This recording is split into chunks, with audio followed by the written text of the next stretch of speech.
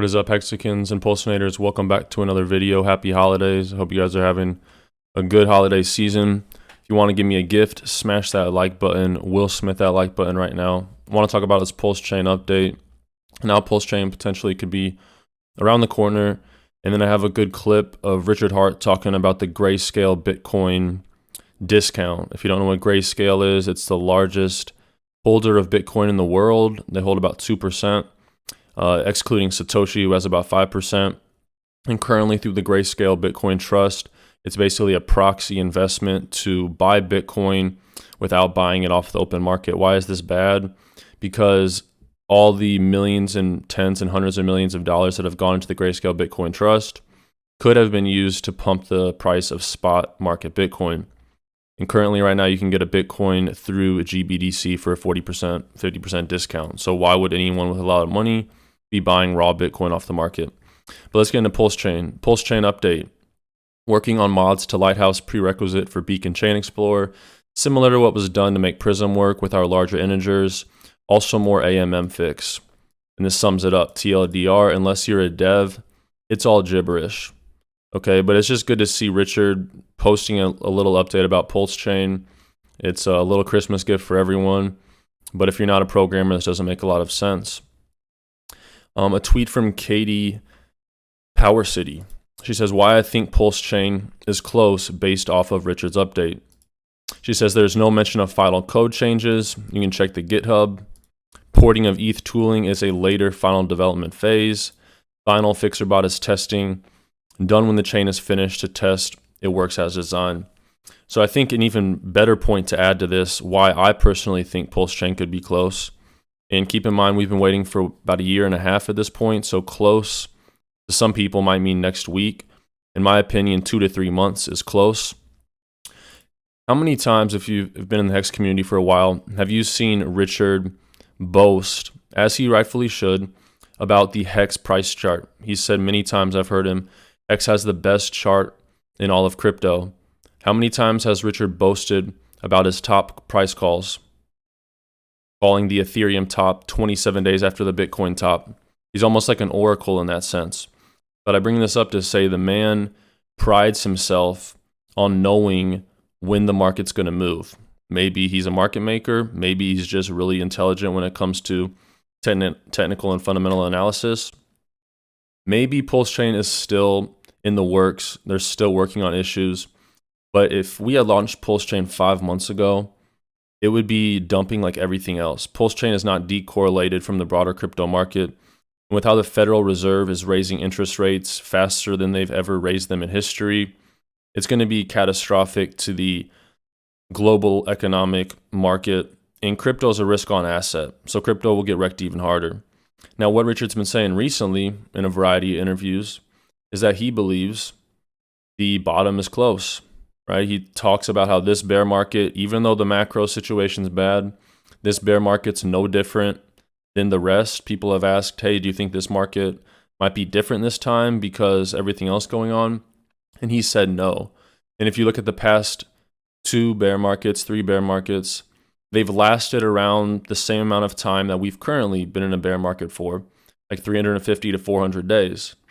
So I have no idea when it ends, but Richard, who's called a lot of spot-on price calls, he said it's close. The bottom is close. I wouldn't be surprised if the Fed pivots and maybe Q1 2023, Q2 2023. What a perfect time to launch. It doesn't mean we go back into a bull market when the bear ends. Maybe we go sideways and up slowly.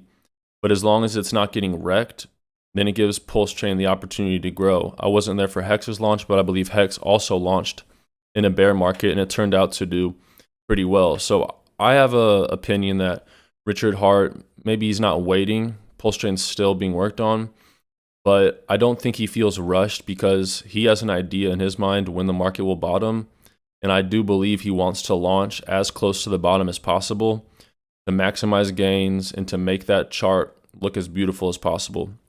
He has one great chart with Hex, and with PLS and plsx in the future, he hopes to have 2 more good charts. I really do believe that. And now for a clip from the recent Paul Barron network interview talking about the Grayscale Bitcoin discount.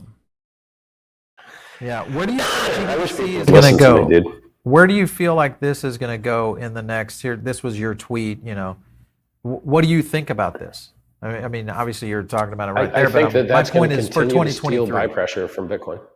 Yeah, how far down do we see this in terms of a discount? I don't know, man. It's Come really on, hard Richard. to say. Well, I told everyone, look, if you think a 10% discount's a good deal, you're going to feel really bad when the discount gets lower and Bitcoin also drops at the same time. Yeah. And like an oscillating indicator, it can ride that and make lower, like it can just ride the bottom and keep going. All right. So it's, a lot of people probably thought they were buying a good dip.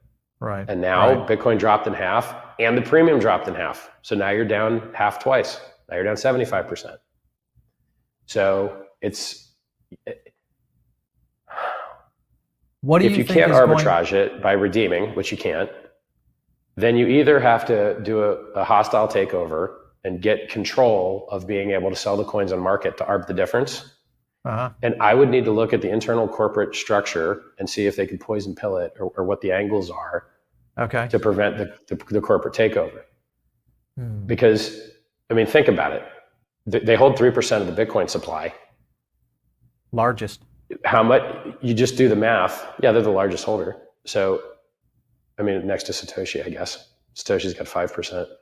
Yeah. If you do the math and you're like, well, how much will the market dump when we try and murder it with this 3%, which is probably like 20% of all the available tradable coins. All right. It's the problem with making a prediction in that environment is I don't know the corporate governance. It's very in-depth paperwork, and I don't know what counterplay they have. Yeah. And so for me, it's just more sell pressure. Okay, it either absorbs all the buy pressure that Legacy was going to give, because why not buy at a discount when it's usually 20% premium? Cool. Or, I mean, the answer to that is maybe ETF comes. Hold your breath. That would be definitely. Or you have to liquidate it. And either way, it's sell pressure. It's either sell pressure by absorbing all the buys and not moving up the spot price at all, or it's sell pressure by actually doing ARB and taking the coins and dumping them on the market. Either way, it's all bad. Yeah, that would be bad. There's no possible upside at all. There's no possible upside from an absolute metric buttload of new supply.